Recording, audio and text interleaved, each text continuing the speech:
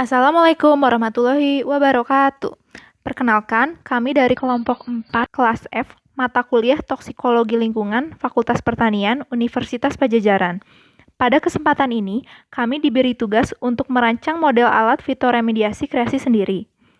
Fitoremediasi sendiri adalah sebuah sistem di mana tanaman dijadikan alat untuk dekontaminasi limbah agar zat kontaminannya tidak terlalu berbahaya bagi lingkungan atau tidak berbahaya sama sekali.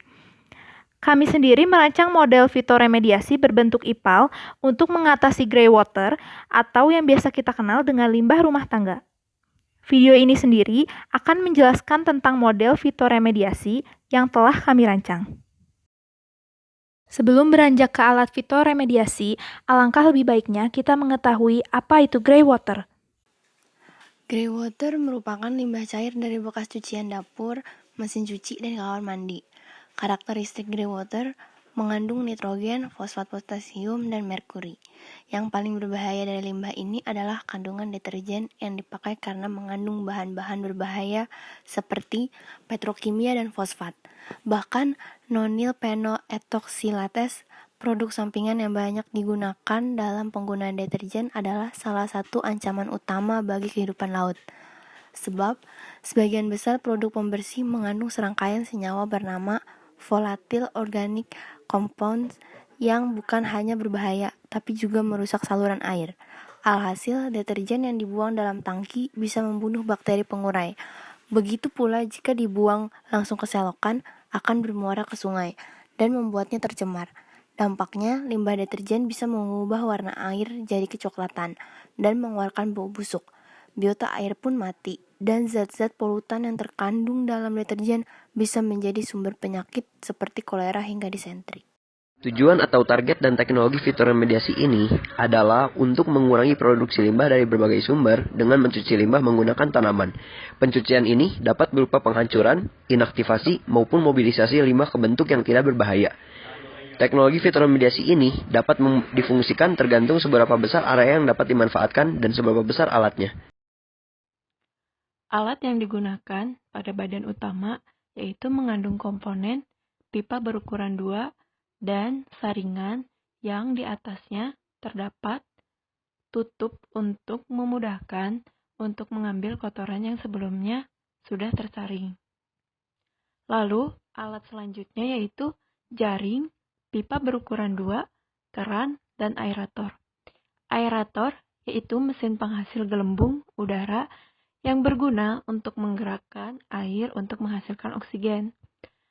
Untuk fitoremediasi ini, aerator berfungsi untuk menghilangkan bau dari grey water yang menghasilkan gelembung udara berisikan oksigen. Alat dan bahan yang kita gunakan dalam pembuatan alat ini yaitu kita menggunakan bahan tanaman bambu air dengan 24 tanaman, tanaman melati air dengan 12 tanaman, dan tanaman kangkung dengan 12 tanaman. Jarak tanam dari tanaman tersebut yaitu 25 cm dikali 25 cm. Alat yang kita gunakan yang pertama yaitu saringan dengan harga 15.000. Yang kedua, kita menggunakan 2 jaring dengan harga 10.000. Saring ini berfungsi pada penyambung tiap bagian. Yang ketiga, kita menggunakan pipa berukuran 2 dengan jumlah pipa sebanyak 10 pipa. Nah, satu pipa panjangnya berukuran 4 meter dengan daya tahan 5 kg. Alat yang kita gunakan yaitu saringan dengan harga 15.000. Yang kedua, kita membutuhkan jaring sebanyak 2 dengan harga 10.000 untuk penyambung pada setiap bagian. Yang ketiga, kita menggunakan pipa sebanyak 10 pipa dengan ukuran 2. Nah, satu pipa panjangnya 4 meter dengan daya tahan 5 kg per cm. Lalu yang keempat, kita menggunakan keran. Nah, keran ini digunakan pada akhir penampungan sehingga airnya dapat kita manfaatkan. Lalu aerator sebanyak 3 dengan harga 60.000 Menggunakan batu kerikil dengan harga 70.000, arang 20.000, dan injuk seharga 15.000. Nah, untuk arang dan injuk ini perbungkusnya dengan berat 10 kg. Di sini juga kita menggunakan ikan nila. Kita membutuhkan 15 ekor ikan nila dengan harga 45.000. Bak dengan ukuran panjang 2 meter, lebar 1,5 meter, dan tinggi 0,5 meter, kita menggunakan batu bata sebanyak 760 dengan harga total 570.000. Lalu semen menggunakan 6 sak semen dengan harga 360.000 dan kita juga menggunakan aquaproof sebanyak 3. Nah, total harga keseluruhan dalam pembuatan alat ini dengan alat bahan yang sudah dijelaskan, kita membutuhkan biaya Rp2.741.000. Alat fitoremediasi ini terdapat 3 bagian. Pada bagian pertama terdapat komponen pipa yang merupakan saluran greywater dari rumah. Nah, greywater pertama kali disalurkan melalui pipa ini, di mana pada ujung pipa terdapat saringan untuk menyaring kotoran yang berukuran besar, seperti sisa nasi dan sebagainya. Pada bagian atas pipa terdapat tutup yang memudahkan untuk mengambil kotoran yang tersangkut sebelumnya. Kemudian greywater akan dialirkan pada bagian 2, yaitu pada bak 1. Nah, greywater yang dialirkan akan langsung disaring oleh batu kerikil untuk membantu aerasi oksigen. Kemudian pada bagian bawah terdapat pasir untuk menahan endapan lumpur. Selain pasir, ada juga arang yang berfungsi untuk menyerap partikel halus, menyerap bau dan warna pada greywater. Pada sekeliling bak terdapat bambu air yang berfungsi untuk menyerap kandungan fosfat dari deterjen, juga menyerap timbal dari pencucian bahan makanan seperti beras. Kemudian terdapat melati air dan kangkung di atas permukaan greywater pada bak, di mana melati air ini berfungsi dalam menurunkan kadar nutrien pada perairan seperti fosfat agar tidak terjadi blooming alga. Selain melati air, komponen selanjutnya adalah tanaman kangkung. Tanaman kangkung berfungsi untuk menyerap kandungan merkuri yang berasal dari bahan kosmetik dari greywater. Selanjutnya, greywater yang sudah dibersihkan pada bak 1 dialirkan menuju bagian 3, yaitu pada bak 2. Nah, greywater yang dialirkan pada bak 2 ini langsung disaring oleh ijuk.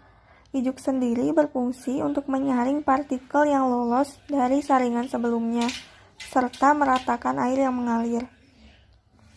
Pada bak 2 ini juga terdapat komponen aerator dan juga ikan nila. Nah, komponen aerator ini berfungsi dalam menghilangkan bau dari greywater dan untuk menghasilkan gelembung-gelembung udara berisikan oksigen untuk keberlangsungan hidup ikan. Ikan nila yang terdapat pada bak 2 ini berfungsi sebagai bioindikator.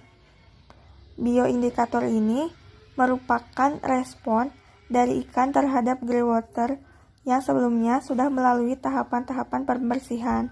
Apabila ikan hidup, bertanda bahwa greywater aman untuk lingkungan dan sudah terbebas dari zat beracun. Namun, apabila ikan mati, maka greywater tersebut masih terdapat zat beracun dan tidak aman untuk dialirkan langsung ke lingkungan, sehingga perlu dilakukan penyaringan ulang. Nah, untuk greywater yang sudah aman dan terbebas dari zat beracun, boleh langsung disalurkan ke lingkungan, bisa dialirkan melalui sungai atau sebagainya. Instalasi pengelolaan air limbah yang digabungkan dengan teknik fitoremediasi berfungsi untuk menyaring dan membersihkan air yang tercemar limbah rumah tangga, serta menetralisir kontaminan yang berbahaya. Selain itu, IPAL juga dapat menjaga kelestarian lingkungan sehingga tidak menyebabkan pencemaran yang berupa bau ataupun zat kimia yang berbahaya dan pencemaran biologis yang berupa blooming algae pada hilir sungai.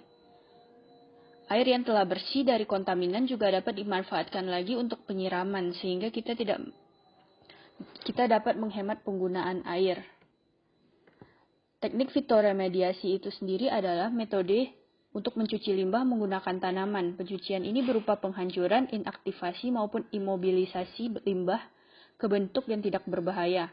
Tanaman yang dapat digunakan untuk fitoremediasi adalah tanaman yang mempunyai beberapa sifat seperti mampu mengkonsumsi air dalam jumlah banyak dalam waktu singkat, mampu meremediasi lebih dari satu polutan dan toleran terhadap polutan, serta memiliki pertumbuhan yang cepat. Jadi untuk penerapannya, alat fitoremediasi ini dibangun di samping rumah dan dapat digunakan oleh beberapa rumah. Dengan adanya alat fitoremediasi ini, maka dapat meminimalisir dan mengatasi limbah-limbah rumah tangga.